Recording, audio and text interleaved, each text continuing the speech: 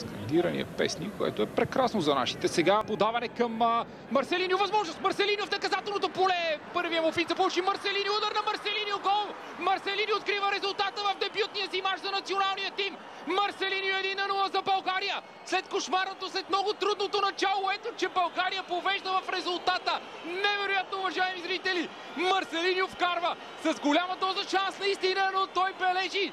Още в първия си мач погледнете физиономията на Фернандо Сантош. Не може да повярва. Нали и вие можете. На мен със сигурност ми е трудно, но ето че България вкарва.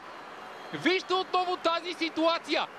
Тук този първи филм бе прекрасен. След това Марселиньо се подхлъзна на трудния терен. Пепе обаче с комична проява в защита и Марселиньо дава аванс на България.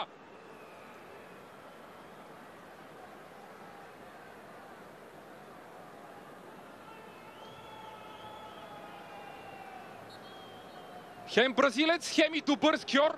Вижте само как преодоля вратите. Уникален. Браво, Марселиньо.